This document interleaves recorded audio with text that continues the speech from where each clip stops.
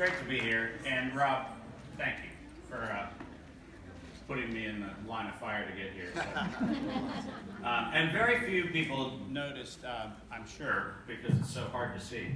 I'm without a bow tie because it turns out I can tie my bow tie with my left hand, but not with my right hand. So this is one of the rare moments you're going to see me without a bow tie. Any photographic evidence of this event, I disavow. Because if I don't have my magic cape on, I could say anything. You never know, because it's the bow tie that keeps me calm. So you never know, something bad could happen. But I'm going to do something that is gratuitous promotion of two products that are here. One is my friend Paul's Echo water, the hydrogen water, and the other is Cardio Miracle, which is the nitric oxide thing. And the reason I'm going to do this is twofold. Number one is, most of you have heard that I actually was the one who instigated the lawsuit against President Biden, against the CMS mandate. And that is true. What is also true is the two gentlemen from Utah, Paul and John, were the ones that had the courage to stand with me and actually make sure that we did not only not stand alone, but provision the fight in Utah.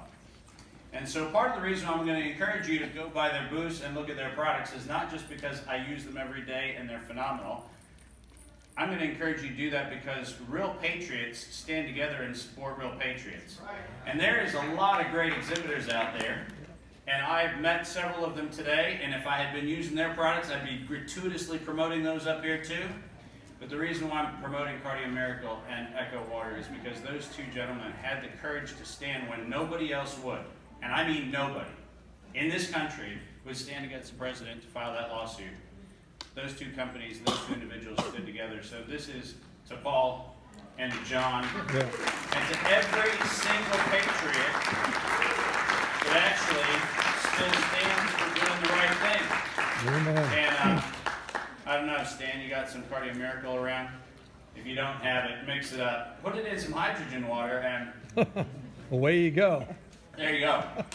Now I'll let you judge whether it was a good idea when I get done with my speech.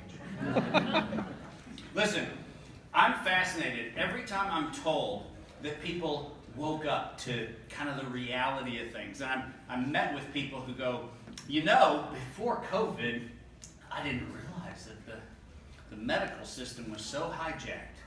Or before COVID, I didn't know that our liberties were at stake. Or before COVID, I didn't, and then fill in the blank. Well, I fell through this particular rabbit hole in the spring of 1973. You heard me say that date correctly, 1973. That's when I was officially recognized by the United States government as being an unusual person. I was unusual because I had particular ways that I saw the world that were unconventional. And during that period of time, our enemy was the Soviet Union, our enemy was the Cold War, our enemy was communism, our enemy was we all had to get under our desks at school because there might be a nuclear fallout. Anybody remember desks at school? You remember how stupid it was? That as little kids we were enculturated into fear to crawl under our desks to save ourselves from a nuclear fallout? Under our desks? Unbelievable. See, we laugh about it, but we forget that that's the parents that got face mask wearing accepted. Remember? We were trained from an infant to be fearful.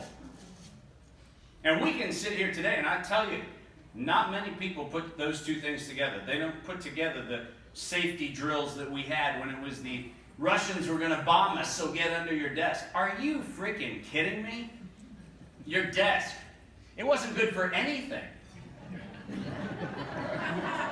It wasn't good for anything. It wasn't even good for what desks are good for, which is to write on. Because it had been scrawled on and somebody carved their initials into it, and when you were doing your handwriting, you had something screwed up because somebody had put gum underneath of it and it stuck to you, and then you were blamed for it, and you were sent to the principal's office. Am I venting?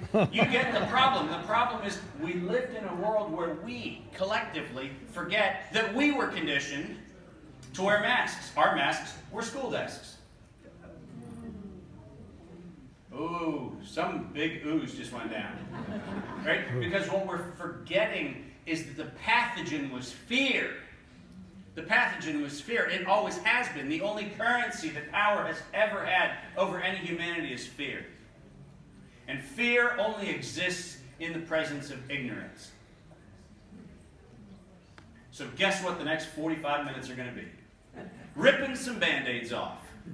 Ripping some Band-Aids off, because if we think we got the COVID lesson, I'm here to tell you, we didn't get it. Right? It was interesting. Dan Burton was up on stage, and most people don't know Dan Burton. I had the privilege of testifying in Congress when Dan Burton was on a committee, so he's seen me when I looked as beautiful and attractive as I do today. And timeless and ageless because I drink Cardio Miracle today.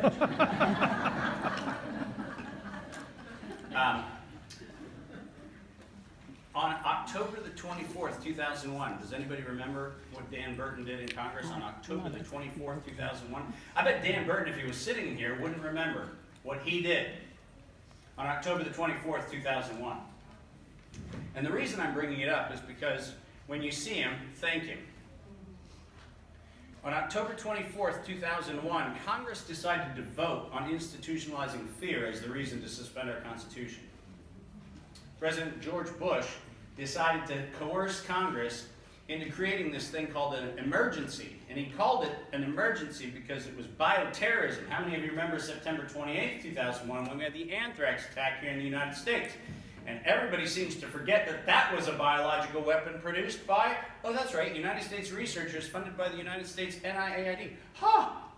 Does that sound familiar? And they did it right 2 weeks after 9/11. We already had terror. But our government decided that what we needed to do was get terror that could suspend the human rights of Americans. And it turns out that terror coming in the form of airplanes didn't scare you enough, so anthrax would. How many of you remember that May of 2001? Did you hear the date? May. Not September. May of 2001. The United States military ordered 300 million doses of ciprofloxacin. What, Dave? Are you saying there was a conspiracy? And the military and the government were in on it? No! That could never happen. Not in the land of the free, home of the brave. Except the military ordered 300 million doses of ciprofloxacin 4.5 months before the Department of Defense released anthrax. And it turns out anthrax is treated with, are you ready for this? Ciprofloxacin. Now, for those of you who aren't up on Cipro, Bayer invented it to deal with a toxin that is most frequently associated with hide tanning. Did you hear what I just said? Hide tanning. Do you guys remember the great buffalo hunt of, I don't know, the summer of 2001? Y'all remember going out and shooting the buffalo? We all did. All 300 million of us did it. We went out and shot buffalo and we cured those hides, and then we went out and shot elk. Remember? The great hunt of 2001 that we all must have done because we were all going to be at risk of a pathogen that doesn't affect anyone except hide tanners. Oops. If there's a person in the room who knows what I just said, I will count you as really awakened to the COVID-19 thing. But if I gave you information you didn't know, you're still asleep. That's kind of a bummer. Because we think, because we've been serialized and conditioned to believe that there's a reflex. A hammer hits our knee, we jump. Hammer hits our knee, we jump. And we think over a period of time, that's the problem. And we go anti-hammer. Hammer's not the problem. Failure to engage the consciousness is the problem. And letting somebody take over the reflex control where ignorance and fear become the mechanism that we use to control people, that's the death of freedom. That's the death of liberty. And that's the death of this country. And it is not until we actually reclaim the sovereign obligation to inform ourselves that we even have a chance. So my presentation is the 6 lessons we didn't learn from COVID. Now the bummer of this is there probably are 666, given that Microsoft has the patent with that number. But in the interest of brevity, I'm going to do 6. How about that?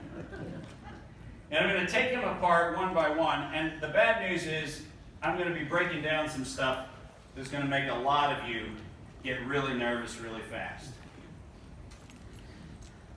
If you go back 500 years from right now, do you realize that humans had 8 senses? 8. If you go back 1,000 years, humans had 10 senses. And if you go back 2,000 years, we had 12 senses. But Dave, there are 5 senses. Nope, there aren't. Cut open somebody's head, look in their brain, you'll see 12 cranial nerves. You know what cranial nerves are? Those are the wiring that goes straight from a part of your body into your brain or out from your brain, and they are the ways in which we apprehend the world around us. You've been told incorrectly that you have 5 senses. And I know I'm politically correct now. I can identify as being sensitive, so I can say you have a 6th, your gut feeling, my women's intuition. By the way, that was really, really nasty. I'm sorry. I apologize. I wasn't sensitive because somebody in here identifies as having intuition. We supposedly have 5 and 3 women in the room have 6, right? And well, if they have husbands, they all have that. But everybody who is a single woman has 5.5 senses, and all the married women all have 6. So I'm stipulating that. But here's the thing. We actually have 12. We have 12 senses. We have 12 cranial nerves, 12 inputs, outputs into our system. And do you realize that tiny little things like, are you ready for this? Pope Innocent III in 1015. You know what, 1215. You know what Pope Innocent III did? He actually, officially by edict, got rid of one of our senses. When he built the clerical collar in 1215. You know why he did that? He did that at the council, the Lateran Council in Rome. He did it when he actually also, on the same day of inventing the clerical collar, actually also invented the doctrine of the infallibility of the church. You know what the cranial nerve is that blocks the blood flow to this part of your throat? Well, that cranial nerve is the cranial nerve that actually gives you the sense of truth. That's a sense, Dave? And isn't it interesting that the clerical collar was black with a white square? You know what a black with a white square does? It actually makes you focus on the larynx. But not on the vascularity around the larynx. You know what tells you whether you're being told the truth or not? The blood supply here. Because if you actually see somebody blanch when they're talking to you, they're lying. And in the 1200s, we knew that. And that's the reason why the Catholic Church had to invent the clerical collar on the same day they invented the infallibility of the church. Because if you're going to actually lie to the public, guess what you have to do? You have to cover it up. By the way, I wish I made any of that up. We invented the infallibility of the church the same day we invented the erasure of the cranial nerve that actually tells us the sense of truth. See, this is not what you expected at this conference. You didn't expect it because we have been conditioned to perceive the world through lenses that aren't even our lenses. Do you realize that the 8.5 by 11 sheet of paper, are you ready for this? Dave, you're going to do a tirade about the 8.5 by 11 sheet of paper? Yes! Do you know what the 8.5 by 11 sheet of paper is? It is a Pythagorean cult obsession to erase our optical nerve processing because it is in irrational proportion. 8.5 by 11 sheets of paper are √2 scales. And what that does is it actually means that your eye is not able to look at the thing on the page without seeing the perimeter of the page. Our perception was bounded by paper size, so that we can only think to the edge of a size of paper because our brain is trying to do mathematical calculations that the Pythagorean cult figured out how to erase 2,000 years ago. Dave, seriously, the paper's the problem? Yeah, paper's the problem.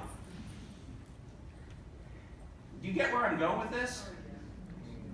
See, you think that the problem was Anthony Fauci and COVID-19 and SARS-CoV-2 and a spike protein concocted at University of North Carolina, Chapel Hill. The problem wasn't that. The problem was we accepted a world where we were told how to see a world.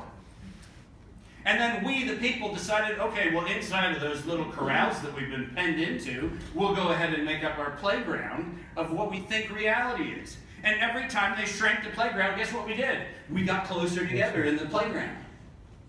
Instead of at some point going, you know what? Screw Gutenberg in 1440. When he accepted money from the Catholic Church to put mica in black ink, so that not only did he not liberate the printed word, but he actually made our optic nerve deadened to the fact that we cannot, as humans, perceive black shiny on white. Hold on a second, you mean Gutenberg's part of the conspiracy? Yes! And our bullshit stories of Gutenberg are part of the conspiracy. Here's the problem, people. If you don't even know what perception is, how on earth can we get to diagnosing a problem? How can we do that? How can we, with a set of blinders on, the Apostle Paul says we see through a glass darkly, but we're not even seeing through a glass. We're looking off of a mirror ball of reflections architected by a mosaic of evil that's decided to shape the way we see the world, and we're sitting there going, well, we can't really see very well, but we think it's glass. Newsflash. We got to get out of the cave. We have to get out of this cave. And we have to start by asking the question, what is matter and energy? Now, I want to show you something, and I'm going to make this poor guy with the camera just, it's going to be a bummer. I apologize in advance.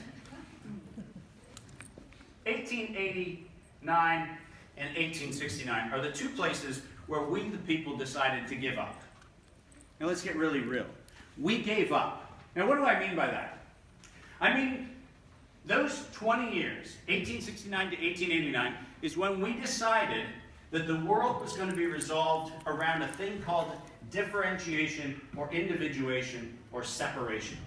Up until then, we had a world that had every analog frequency available to it. In 1869, we decided, nah, we don't want to live in that world. We want to shrink the available world. And we had a guy come along, his name was Hertz, that's why we have the term. And he decided to tell us what the authorized frequency of perception of energy was. Now, most of you don't even know that. We talk about electricity today, but you know what? We don't even understand what electricity is.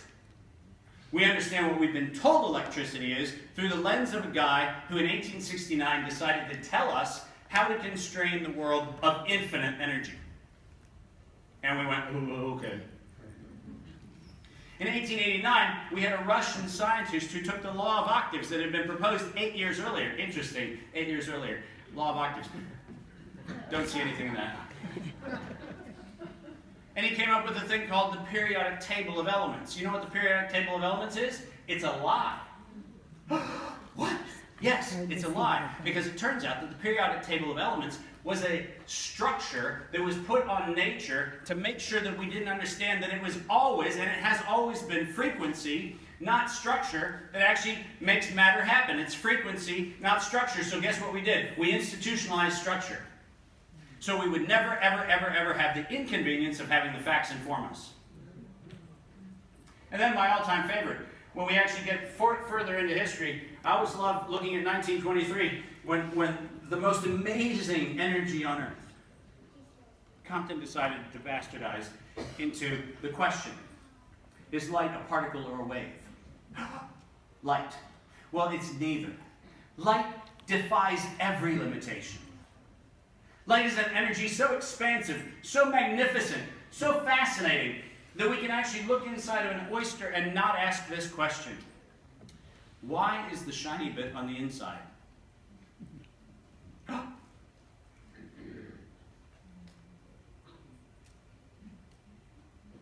Huh? Why would an oyster be smarter than a human, why would an optical property, which is only an optical property when exposed, are you ready for this? Light. Why would the shiny bits be on the inside? So nobody could see it. Because it knows that it is autoluminescent. I love everybody's look on their face right now. Like people are sitting there going, I have no idea where the hell this is going. And what I love about it is it says how horribly broken our society is. Why didn't we ask the question?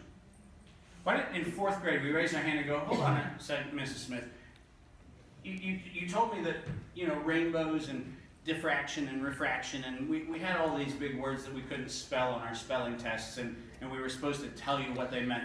Hold on, why do we have a rainbow on the inside of a shell that can only be visible with light? And why is the animal that makes the most perfect rainbow the one that's capable of making a pearl? And why is it that a pearl is the first and only thing we've ever been able to see that actually selectively changes its optical properties based on the conscious choice of the animal in which it's growing? And you can actually get the oyster to change its mind and change the color of the pearl. And by the way, we've done that in our labs. So we can actually get a pearl oyster to go white today, black tomorrow. Pink the next day, blue the next day. Wow, it's a mood pearl. It's a mood pearl. But it's actually a pearl that's alive, and it's actually playing with light. And the light it's playing with, guess what? Compton blinded us to. Because you know what that light is? Neither particle nor wave. Uh-oh. So E equals mc squared, you mean the wild-haired, brilliant German physicist around whom we venerate every idea because obviously he got it right because he couldn't brush his freaking hair. And I am an anti-hair person, you got it. Thanks, Dave. Sorry, I see a beautiful hair back there with the beard and I just identify as haired.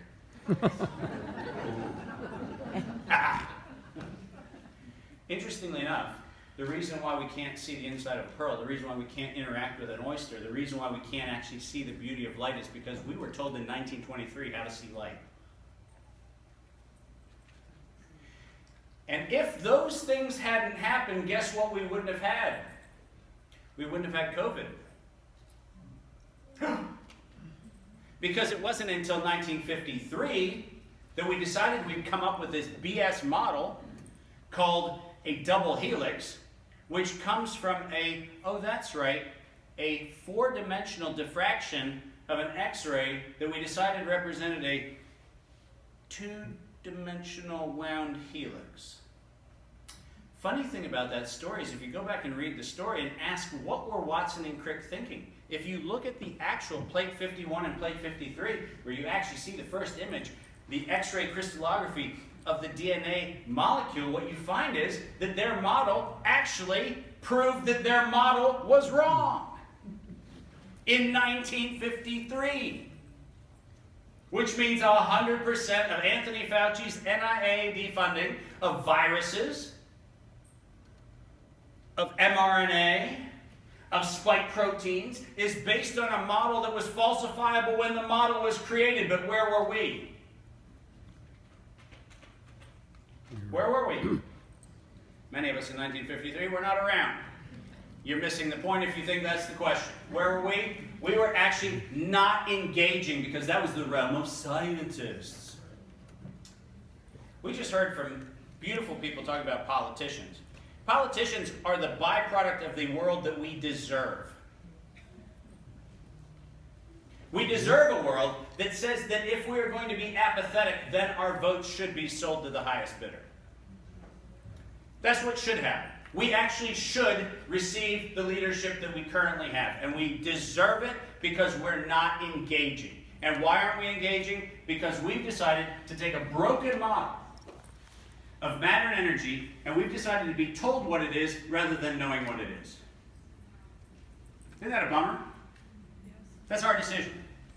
Guess what we can do since it's our decision? Change it. Change it! We don't have to agree with it anymore. The number of times I've been told, Dave, you should do a thing on a podcast with somebody debating on whether there's viruses or terrain theory or...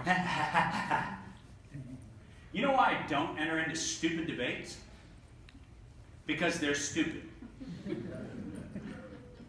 And the reason I don't enter into stupid debates is if we're debating a principle that's based on an untested assumption that is validated only by a model that was self-evidently false at the beginning, why on earth would I spend time engaging that conversation?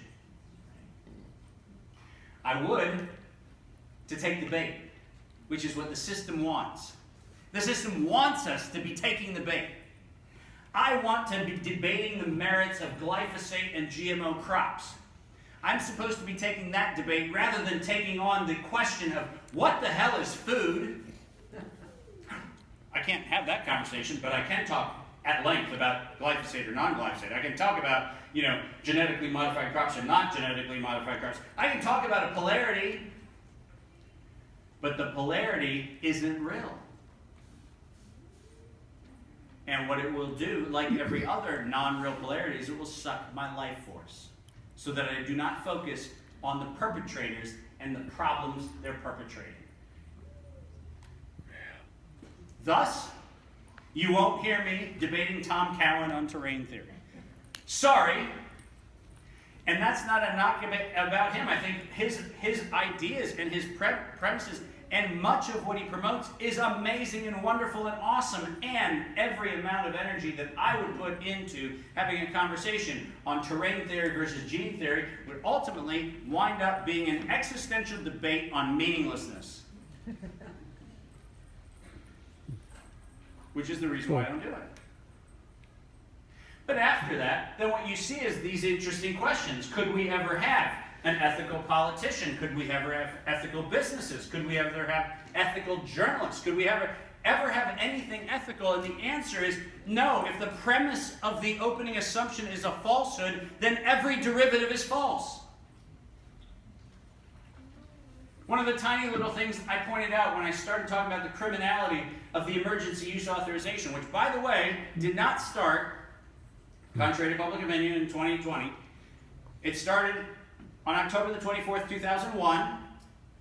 Dan Burton, one of the very few politicians who had the courage not to vote to suspend our Constitution. I think one of 6. And by the way, the vast majority of Republicans voted to suspend the Constitution. So let's get it really, really, really clear that anybody who tells me it's a partisan issue, unfortunately, you haven't looked at the facts. Because it ain't a partisan issue. Because we said this was about national security. It was never about national security. It was about the suspension of the Constitution. That happened October 24th, 2001. It did not happen in January and February of 2020. And if you don't go back to the root of the problem, guess what? The problem keeps sprouting.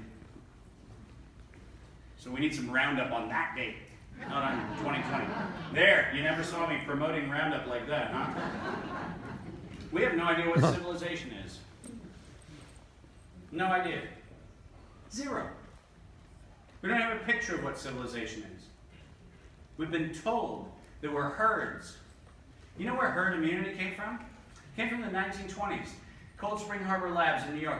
Fabulous, fabulous institution where, are you ready for this? In 1914 and 1915, Andrew Carnegie decided to domicile the Eugenics office in the United States.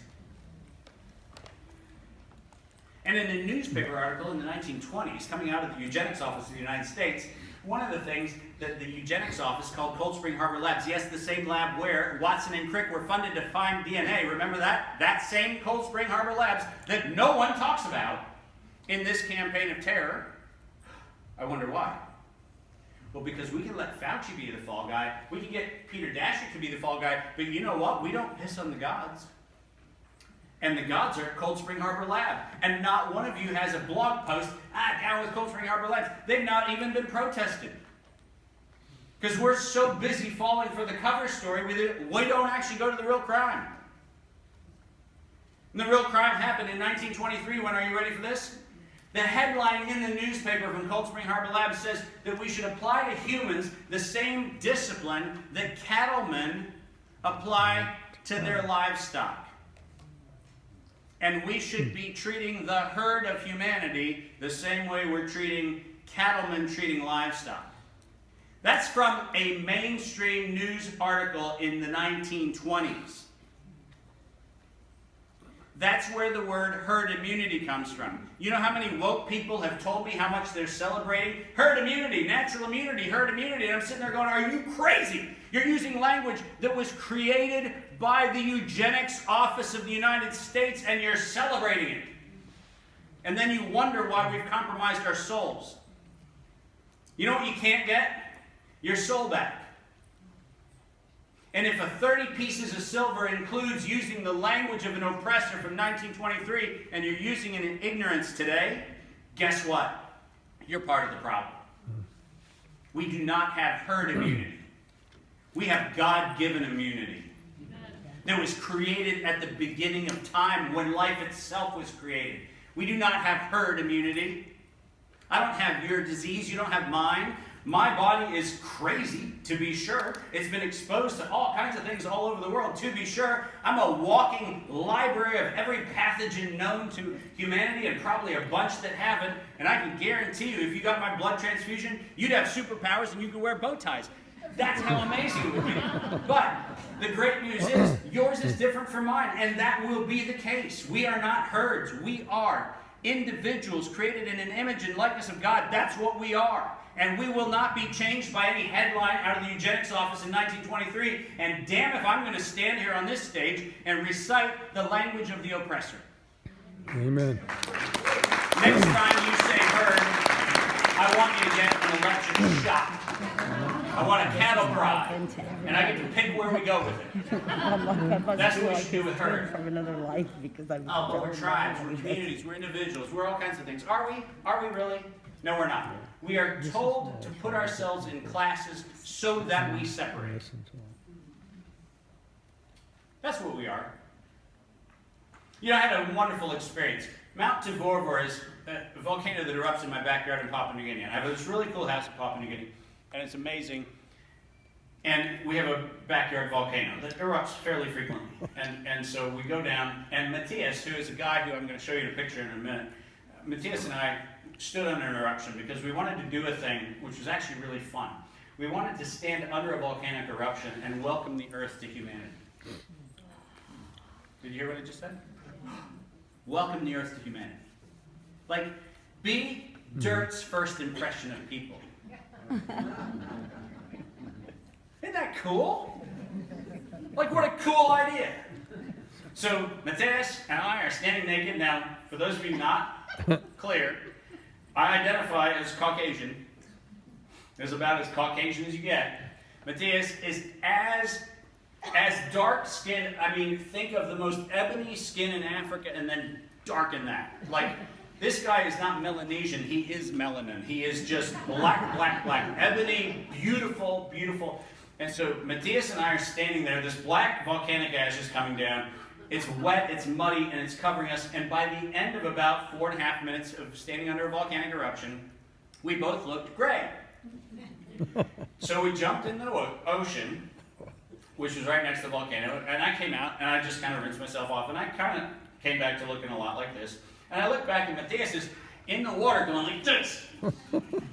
And I look at him, I go, dude, what are you doing?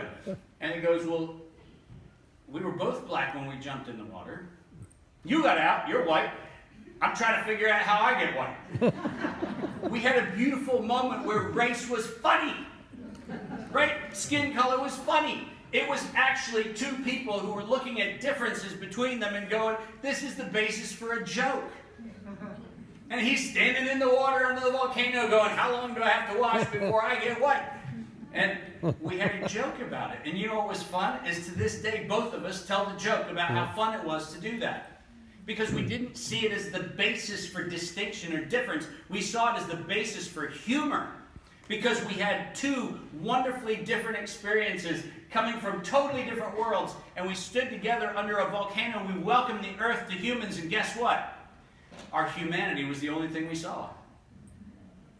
Because we were in the business of being human, welcoming the earth. Oh, wow. That got really deep really fast. And you know what we didn't get that day? We didn't get malaria. You know where malaria capital is in Papua New Guinea? Right there. You know what we didn't get? Malaria. You know why? Because it turns out mosquitoes don't like biting through volcanic ash.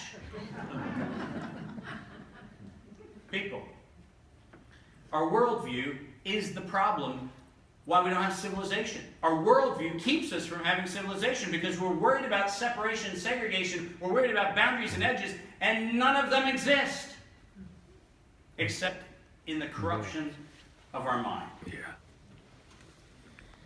Which brings us to knowledge.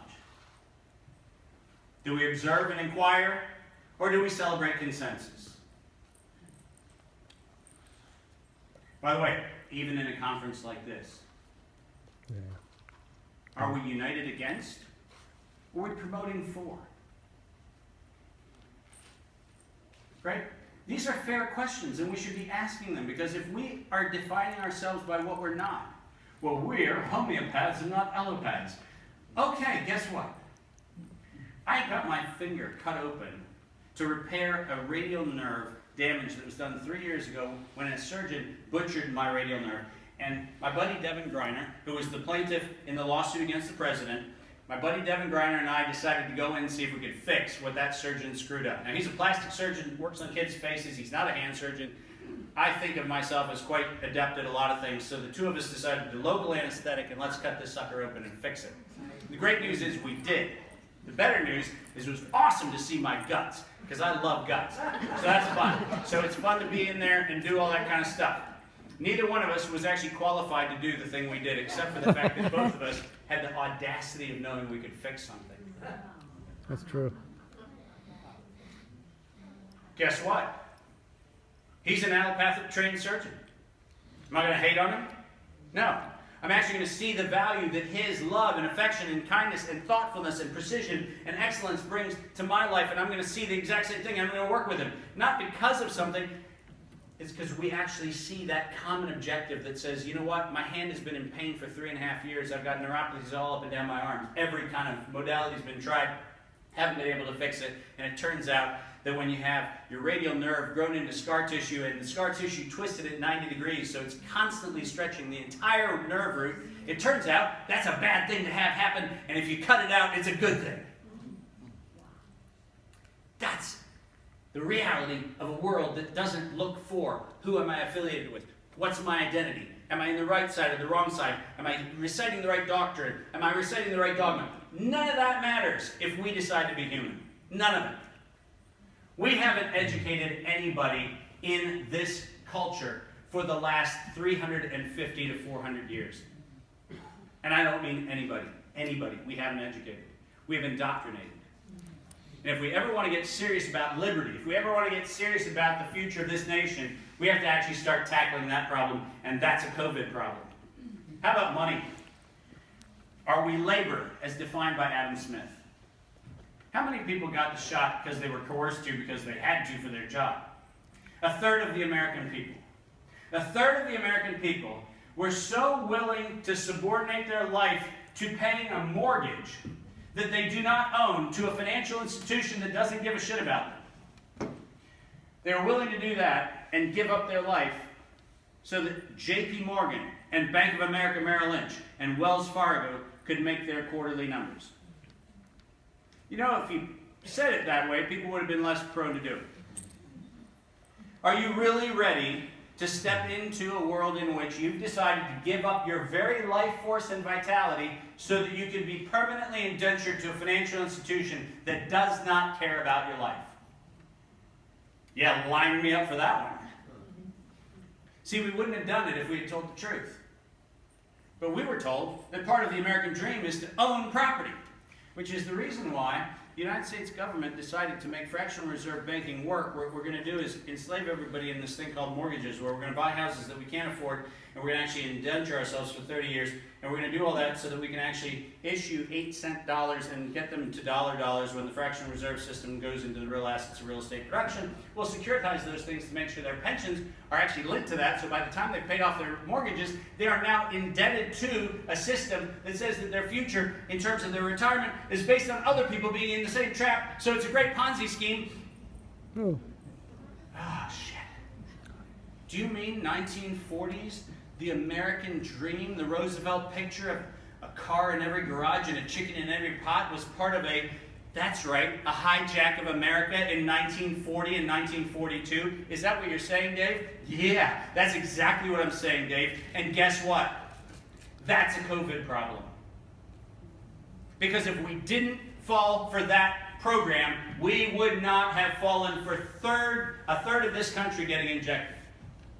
We would have actually said, we're going to reward people who don't take the jab because we're going to go buy from their businesses. We're actually going to have businesses that promote, we don't force the jab, rather than hiding behind the EEOC false doctrine that said that it was legal for the government to punt on it, but force every employer to do it. We, the people, would have stood up and said, we will not shop at any place. We will not engage in any commerce with any institution that mandates that injection. And guess what? If we had walked with our dollars, there would have been no coercion. right. But you know what we did? We kept doing the same thing. Hate to break this to you, but if you wonder, who was responsible for those people getting the jab that were coerced into it? Who was responsible? The answer is, if there is a money in your wallet, look in the mirror. It's a tough lesson. But when we say we're going to reform a system, guess what? If we actually voted with our wallets, we would have power. You don't believe that? Look how many people are voting with their wallets when it comes to transgender issues and woke issues. Because it turns out that that side has figured out that if they can make corporations go into pain, they get their way. Guess what we're not doing? Not making.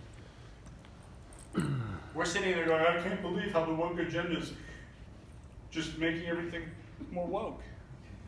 Well, newsflash, they're voting with their money. If we want to do something, guess what we could do? Vote with our money.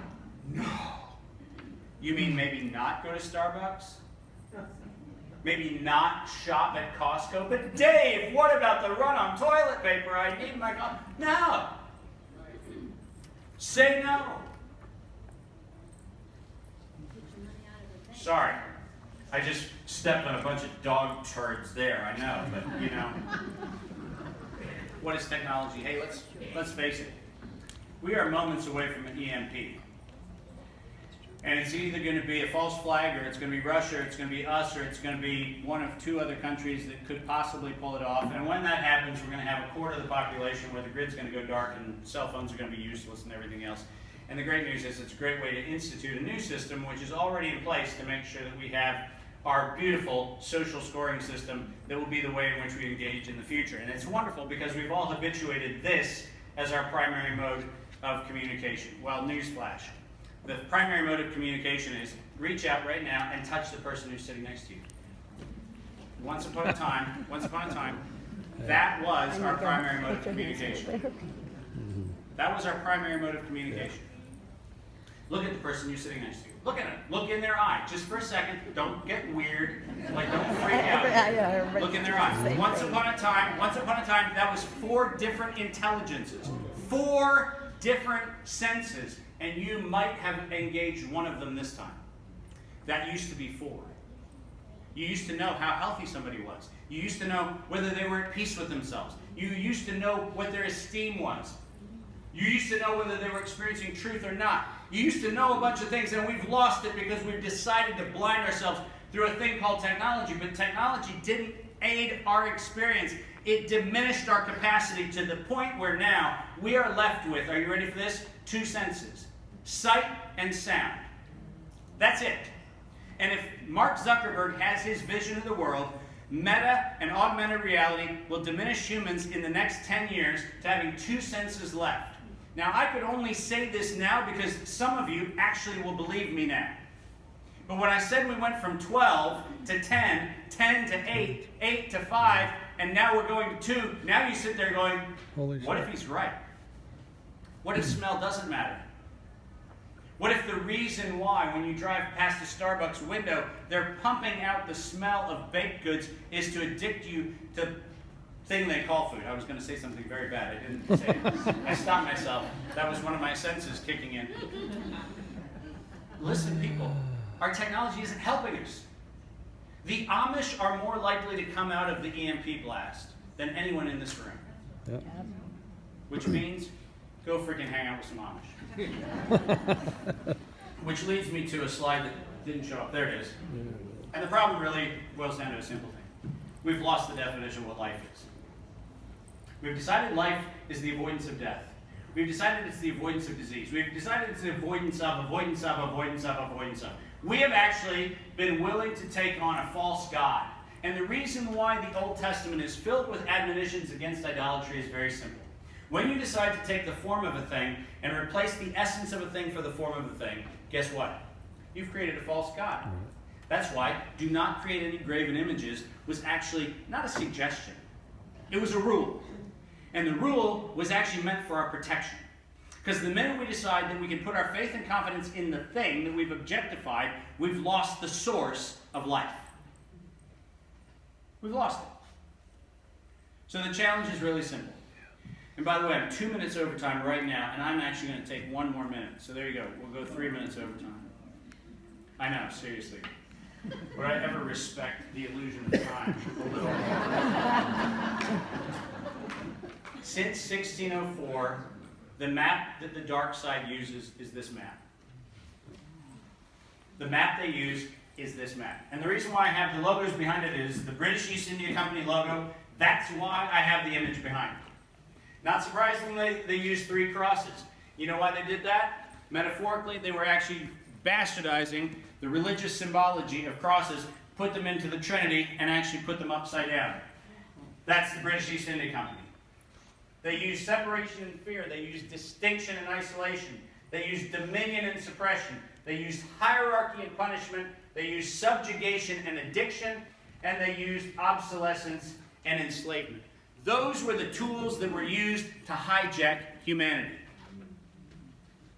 And they have been used flawlessly for the last 430 years, without any interruption from the inconvenience of us. And for those of you who want to believe that 1776 is a deviation from this, I would like to submit to you in my film American Revolution, we didn't gain any independence.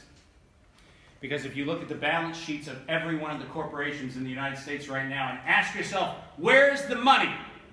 It turns out that the bold 230-year experiment of America is in the hands of the British Isles. IBM, GE, Microsoft, every bank, every insurance company, where is their official capital domicile? Bahamas. Ireland, Bermuda, the British Virgin Islands. You mean, Dave, we fought a war and we spent 700 or 230 years telling ourselves that we were independent, only to actually take the entire wealth of the nation and repatriate it back to the British Isles, where they actually have control of all of the assets that we say are American? And the answer to that is yeah. So if you think the answer lies in 1776, unfortunately we got that one wrong too. Because you didn't read the Treaty of Ghent. Oh. Yeah, another thing they never taught you in school, did they? Yeah, the Treaty of Ghent, which makes perfect sense. Why would we actually negotiate the final peace with Britain in Belgium? And I'll leave you with one of those giant hanging stinking cheese questions. Which is, what does the Berenberg Bank have to do with all of this? The oldest bank charter in the world. And the bummer is, I'm not going to answer that question for you. Because it's time that all of us start asking the right questions. Because if we're going to learn something from COVID, we have to learn that we didn't learn anything. But that's the first learning. And with that, thank you for your time.